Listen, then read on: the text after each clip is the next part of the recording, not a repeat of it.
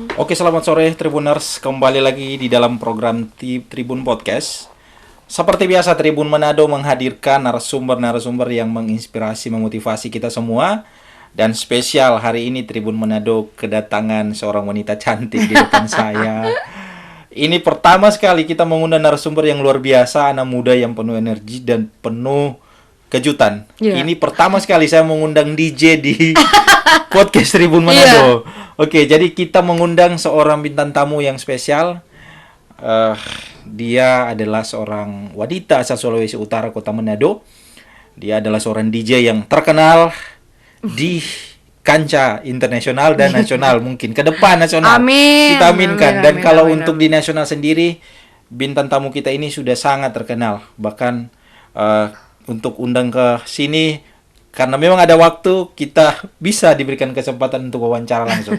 Langsung saja, mungkin saya mempersilakan kepada narasumber untuk memperkenalkan diri. Silakan. Halo, nama aku Sarah Natasha, tinggal di Jakarta, tapi emang dari kecil selalu dikumpulin sama keluarga Manado banget. Manado banget. Emang asli Manado Asli banget. Manado. Jadi emang udah dari kecil udah biasa dengan culture Manado, dengan segala macam. Nah, ini baru berkesempatan datang ke Manado kedua kalinya. Ini kedua kalinya. Oke, jadi akrab disapa Sarah. Tapi nama DJ-nya Anastasia. Oke, jadi panggil saja Sarah ya. Iya, betul. Nek dipanggil ya. Sarah ini adalah seorang DJ asal Sulawesi Utara. Betul. Nah, ini Sarah ini pertama atau mungkin sudah berapa kali ke Manado? Ke Manado kebetulan berdua kali. Pertama kali itu tahun lalu. Setelah 25 tahun lahir di Jakarta, baru pertama kali di Manado. Padahal dari kecil emang dikelilingin oleh keluarga Manado banget nih. Baru berkesempatan datang ke Manado. Baru ke Manado, ini yang kedua kali. Betul. Berarti karena mau bertemu keluarga juga ya.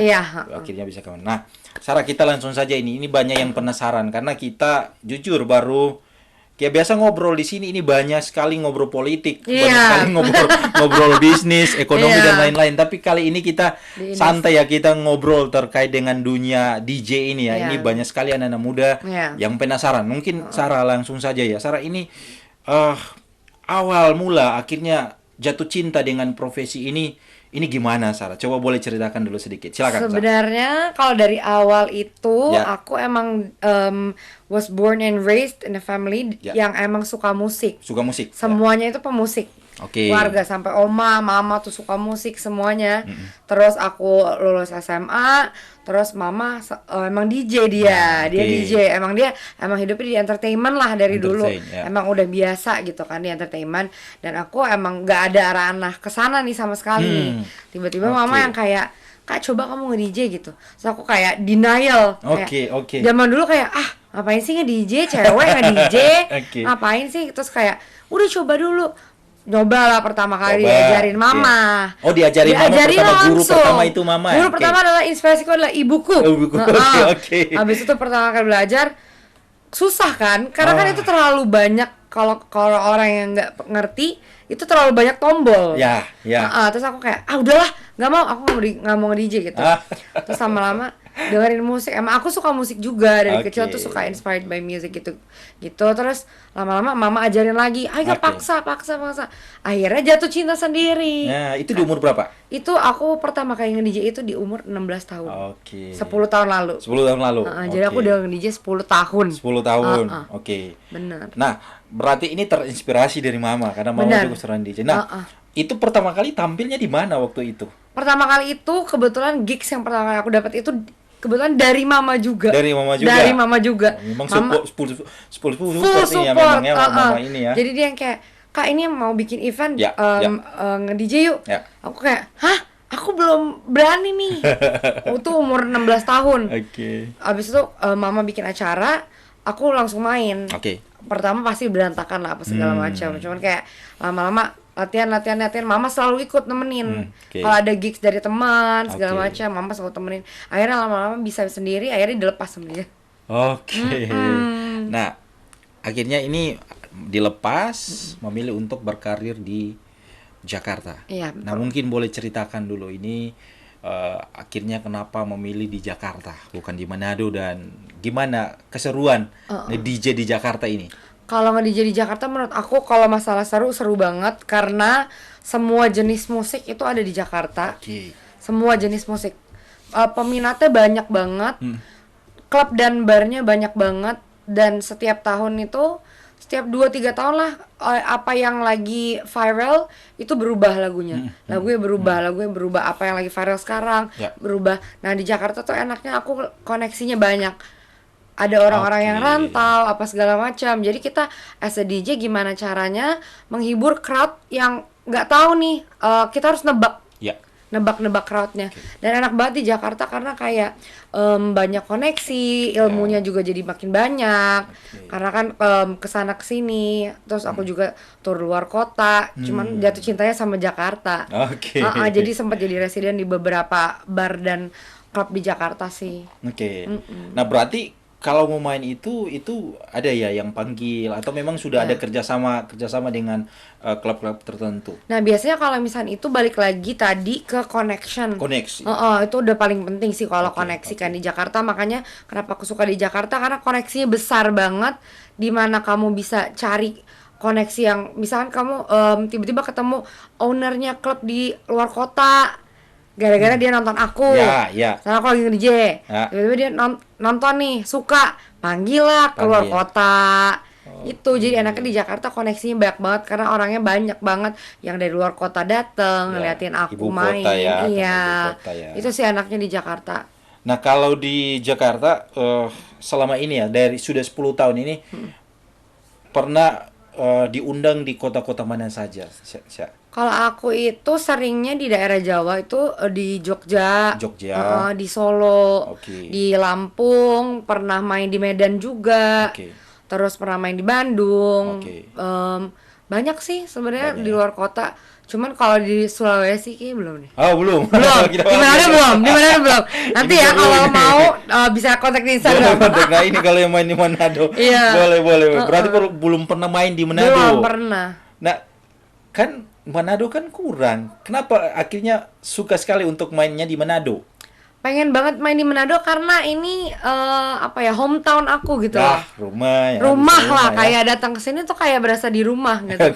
Jadi kayak makanya aku datang ke sini nge-explore taste music orang Manado seperti apa. Nanti mungkin emang kalau berkesempatan akan datang main di sini. Jadi ini saat ini memang di Jakarta ya, memang lagi fokus emang stay di Jakarta. Sarah tadi juga sempat ngobrol ya. Sebelum DJ katanya ada kerja lain ya, ada beberapa kerja yang dilakukan ya. Aku kerja itu di media. Jadi sebenarnya related aja sih. Aku kerjanya di entertainment. Jadi kayak di situ aku dengan kerja di media, aku juga sempat kerja kantoran. Cuman balik lagi kayak pengen ngelepas DJ, sempat suntuk sebenarnya kan karena udah nge-DJ 10 tahun. Terus kayak suntuk, kayak udah deh coba kerja kantoran, coba kerja yang lain. Nggak bisa balik lagi ke DJ lagi. Kenapa akhirnya memilih kembali? Karena kenapa ya? Enak kan ngehibur. Udah suntuk tadi. Udah suntuk tuh, sempat suntuk kayak 3 bulan, 6 bulan tuh sempat suntuk. Balik lagi ke DJ karena kayak seneng gitu ngehibur orang gitu kan. Orang kalau misalnya aku nge-DJ, orang dance, party dan segala macam. Dan kayak enak aja bikin orang lain happy gitu. Karena kan untuk ya gitulah.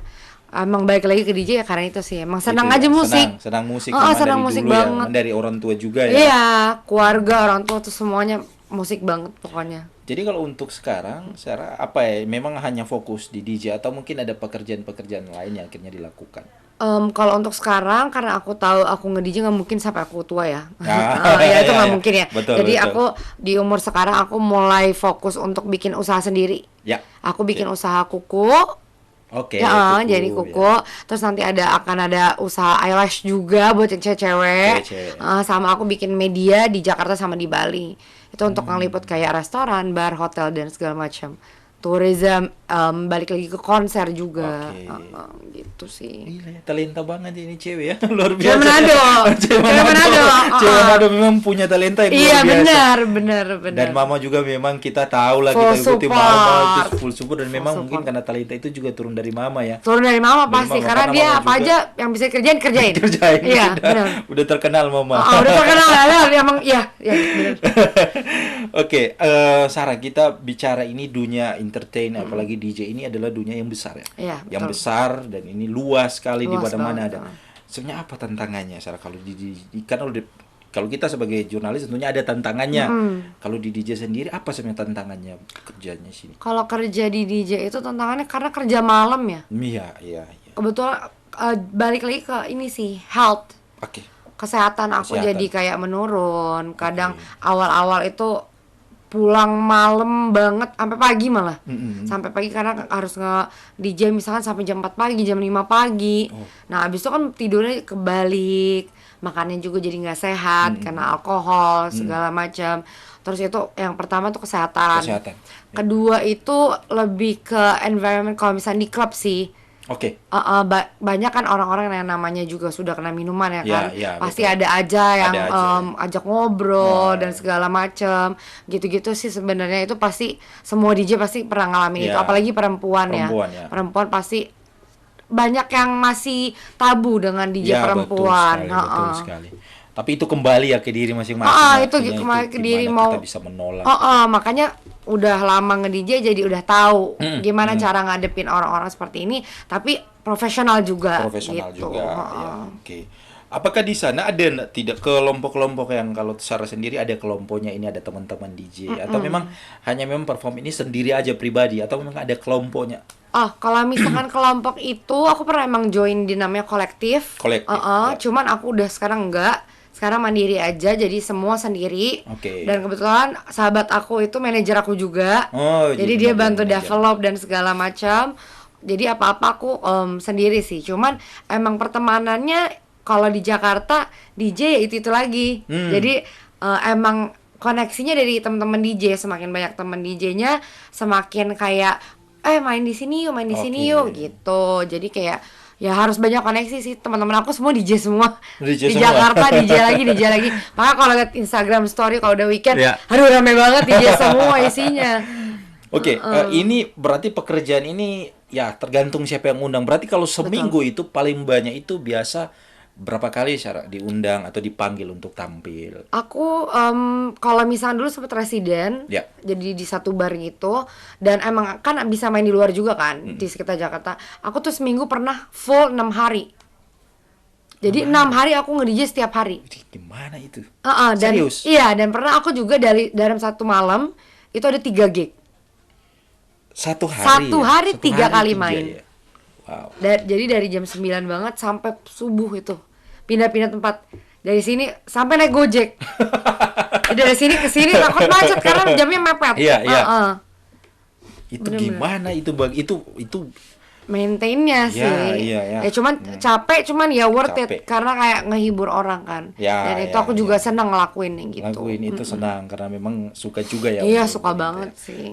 Tapi satu minggu pernah ya 6 kali itu ya, satu minggu itu main sampai 6 sehari. Seminggu 6 kali pernah. Even aku pernah nge-DJ dari siang. Dari jam 3 sore sampai jam 2 sore sampai jam 9 malam. Luar biasa. Jadi tapi udah ada istirahatnya itu? Nggak ada. Hah? Nggak ada. Masa? Nggak ada. Ya udah, jadi nggak itu sambung terus itu ya? Sambung terus sampai malam. Gila, gimana capeknya kita ya? Iya, jadi berdiri. Berdiri. Dan itu waktu yang aku nge-DJ seminggu 6 kali, itu satu hari itu nge-DJ 3 jam. Bisa sampai 4 jam. Gila ya. Iya. Itu udah biasa sih, cuman capek ya. Pernah drop? Wah, pernah. Aku kebetulan baru operasi. Karena saking capeknya sempat aku capek pasti ya. Iya, karena nge-push diri banget kan. Kadang lupa kalau kesehatan tuh nomor 1. Jadi kayak aku terus ambil gig, lupa sama kesehatan, drop. Ada yang pernah ditolak event yang pernah dikasih? Pernah sih. karena nggak sesuai sama genre musik aku. Oh, ini menarik ini. Nah, ini kita bicara genre musik ini. Ini menarik. Ini kalau Sarah sendiri ini genrenya kemana? Karena ada beberapa genre. Ya. Kalau aku sih, kalau dari akunya sendiri tuh lebih ke R&B, hip hop. Aku suka banget Latin, lagu-lagu Latin. Oke, lagu-lagu Latin. Sama house, disco gitu-gitu. Ya, anak muda banget. Cuman balik lagi ke tempatnya sih. Karena kan kalau misalnya aku main di luar kota, aku juga harus ngebaca crowd yang di kota itu sukanya musik apa. Jadi aku tetap bawa diri aku, tapi aku juga mix sama si crowd dari kota itu.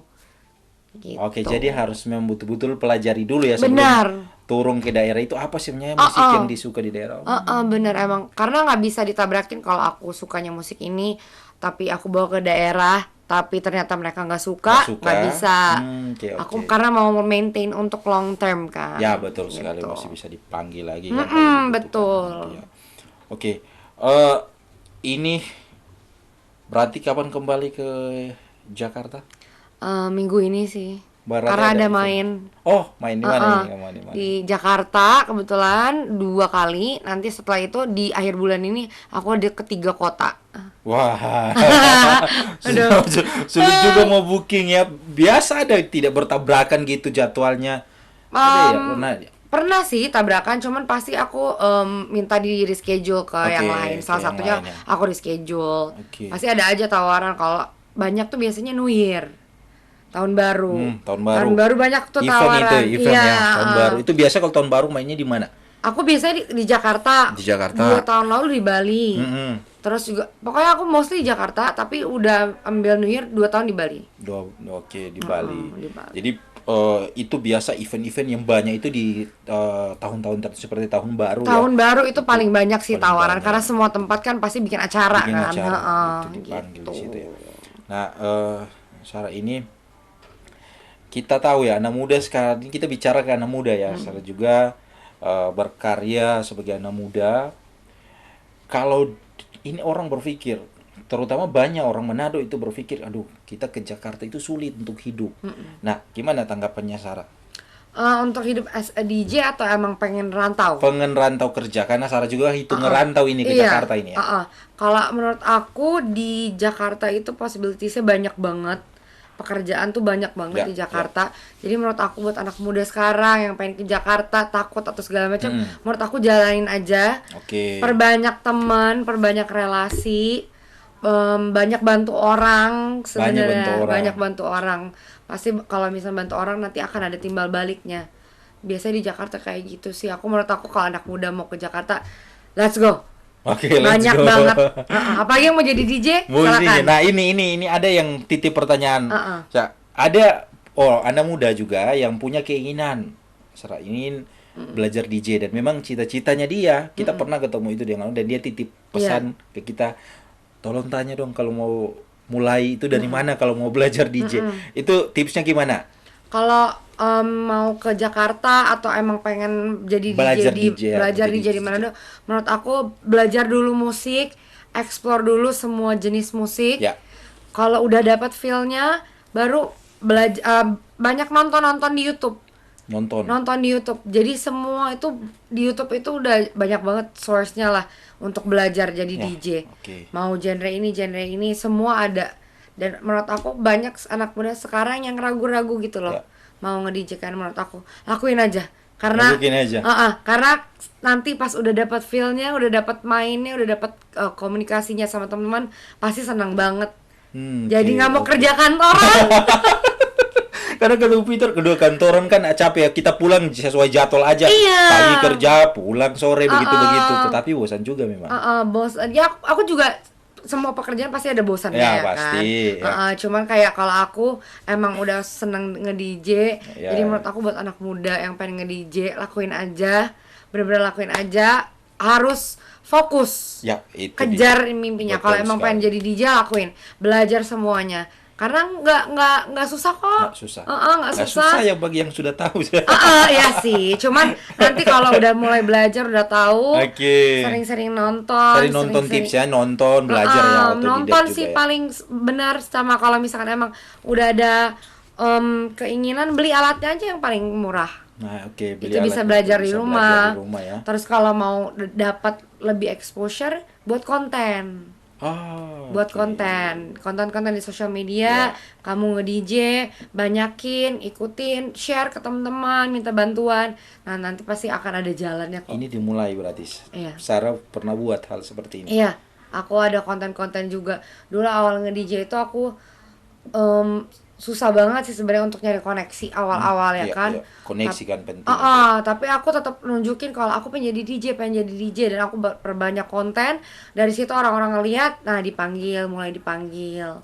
Jadi emang harus aktif sih di sosial media. Memang harus aktif sosial media, tidak boleh minder.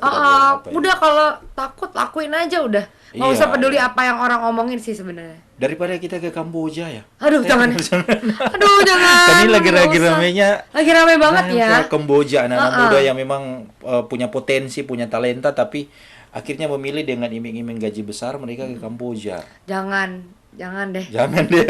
Mohon maaf, jangan. Mending jadi DJ. Mending jadi DJ. Seru, happy, ya kan? Apa-apa gratis, keluar kota gratis, jalan-jalan. Oh, ditanggung kan? Ditanggung kan? Jadi aku bisa di sana nggak cuma nge-DJ aja sambil ke ekspor kota itu makanannya. Segala macam. Jadi jangan ke Kamboja. Jangan Kamboja, ginjal bisa hilang. Jangan. Oke. Anak muda jangan. Oke, nah kalau sampai saat ini Sarah, apa keinginan besar ingin tampil di satu tempat yang memang masih di dalam nasional, cita-cita nasional maupun mungkin di skala internasional? Kalau di nasional aku tuh masih pengen banget di festival terbesar di Indonesia, di Jakarta Warehouse Project. Nah, ini biasa dilakukan 1 tahun, event tahunan? Iya, event tahunan setiap akhir tahun. Kebetulan tahun ini di Bali kan. Nah, aku pengen banget sih di situ karena di situ event yang emang bukan manggil sih, lebih isinya tuh banyak DJ lokal. Yang emang naikin nama-nama DJ lokal ke ranah internasional karena si acara ini udah dilihat dari ranah internasional. Jadi ini big step banget sih kalau udah main di sini. Aku pengen banget main di situ. Berarti ini diberikan ruang untuk DJ lokal untuk tampil di sini. Jadi semua DJ lokal main di sini, nanti mereka dilirik oleh event-event internasional. Jadi kayak event ini emang benar-benar naikin DJ lokal. DJ lokal. Ini keinginan yang memang pengen banget. Kalau untuk internasional sendiri? Kalau internasional aku mungkin banyak banget ya. Pengen banget di EDC, di Tomorrowland itu terbesar. Karena dari awal aku pertama kali nge-DJ itu belum nge-DJ malah 2012, 2013. Aku tuh dengerin live set si Tomorrowland ini. Tomorrowland. Dan aku pengen banget sih ke sana sebenarnya. Nah, di Eropa. Di Eropa ya. Itu keinginan besar ya. Itu keinginan besar banget. Nah, Sarah, kalau panutan di dalam DJ selain tentunya ibu ini yang paling pertama karena dimulai dari ibu. Selain seorang ibu, siapa lagi yang mungkin orang DJ yang memang diidolakan oleh seorang Sarah? Kalau yang DJ yang aku sangat idolakan itu untuk yang Indonesia dan internasional. Kalau yang DJ lokal itu kebetulan mentor aku, DJ Tiara If. Shout out ke Kakak Tiara. Dia yang ngebantu aku dari awal aku nge-DJ sampai aku bisa bertahan di sekarang. Dan especially my mom, of course. Kalau di luar aku lagi suka banget sama John Summit. Dia emang mulai juga dari muda, terus dia bikin semua langkahnya sendiri. Akhirnya sekarang dia go international, the world tour dan lain-lain. Itu ya memang jadi panutannya. Memang harus ada panutan. Harus ada. Kalau nggak ada arahnya. Ya, betul juga. Nah, untuk ke depan, apakah akan terus bertahan di dunia entertain ini atau mungkin Sarah ke depan ini masih muda, ada tidak rencana-rencana besar ke depannya ingin dicapai? Aku mungkin untuk masa depan, untuk sekarang dan masa depan aku masih pengen nge-DJ. Pasti itu masih. Tapi aku emang juga pengen nge-build usaha yang lain. Usaha yang lain. Dan kebetulan adek aku juga DJ. Oh, ada yang juga DJ. Jadi ini unik, 3 generasi. 3 generasi. Kita. Ya, itu sebenarnya unik banget. Semua orang juga shock sebenarnya dengarnya. Awalnya nanya, belajar DJ dari mana? Dari mama. Hah? Mama DJ? Iya. Adikku juga DJ. Hah? Adiknya DJ? Iya. Jadi kita tiga generasi DJ semua. Mama, aku, adekku tiga DJ semua. Karena emang basically dari pemusik, keluarga pemusik sih.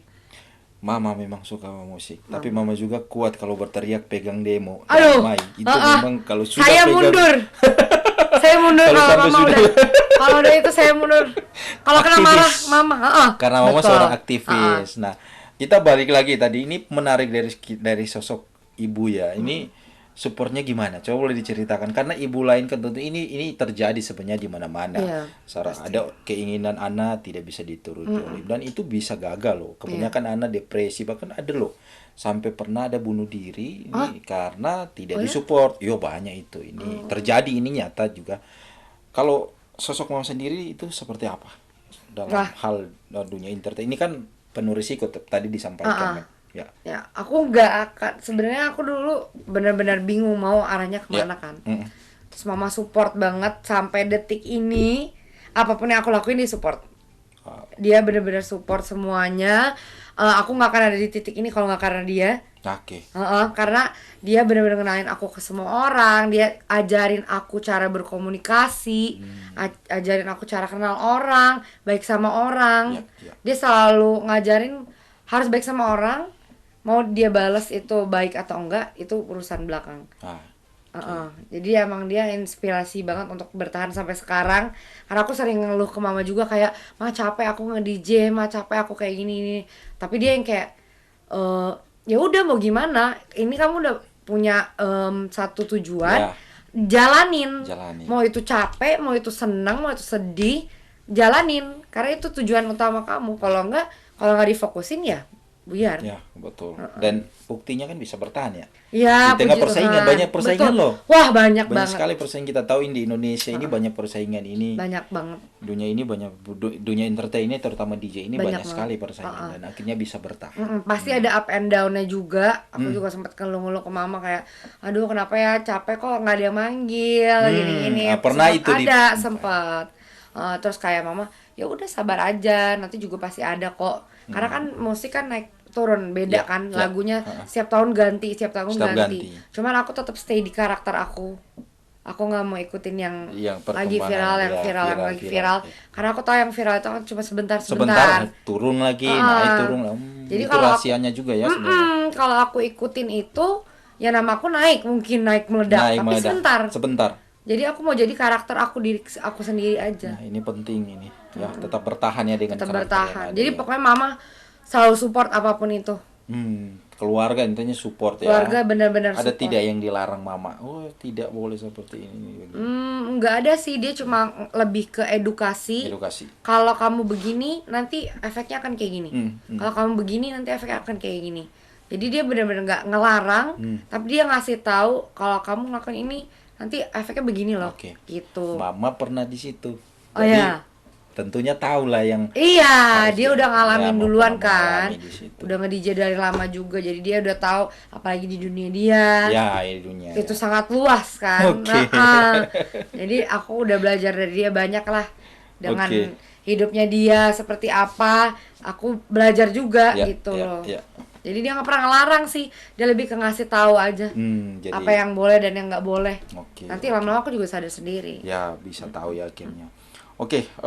Sarah, kita dibatasi oleh waktu. Tapi kita berharap ke depan kita masih bisa ada kesempatan untuk mengundang lagi dengan prestasi-prestasi yang baru ya ke depannya. Terima kasih banget Tribun Manado. Senang banget bisa di sini. Siap. Jadi gimana ini kalau mau undang seorang Sarah DJ terkenal di Jakarta dan sekitarnya? Bagaimana caranya undang? Bisa follow aja di sosial media aku. Namanya Sarah Anastasia. Nanti akan kontak manajer aku. Untuk harga bisa nego lah, apalagi di Manado. Apalagi di Manado. Sendiri. Ya, untuk di Manado ini yang punya event-event silakan hubungi Sarah. Iya, di kampung bisa sendiri. Nego pasti. Bisa nego karena kampung saya. Bisa nego tentunya. Jadi silakan ya nanti mau undang. Mungkin Sarah untuk closing statement, silakan apa ingin disampaikan ke anak-anak muda yang dengar saat ini. Kalau buat anak muda sekarang, khususnya yang ragu-ragu, menurut aku jalanin aja. Kamu punya satu tujuan, jalanin fokus sampai dapat dan selalu bersyukur. Selalu bersyukur apapun yang dilewatin. Pasti ada sedih, pasti ada senang. Tapi kalau misalkan emang fokus, jalanin aja. Jalanin aja sampai kamu jangan pernah merasa puas. Jangan pernah merasa puas. Kenapa? Kalau misalkan ngerasa puas, udah cukup sampai situ aja. Nggak akan reach goals yang lebih. Akan naik level tentunya. Betul dong. Terima kasih Sarah. Terima kasih Kakak. Nanti kita ketemu lagi di kesempatan. Terima kasih Tribun Manado juga. Thank you. Terus akan support tentunya anak-anak muda yang mau berusaha ya dengan usaha sendiri dan bisa di tahap ini. Terima kasih ya Tribuners sudah saksikan. Kita ketemu di program dan kesempatan berikut. Selamat sore.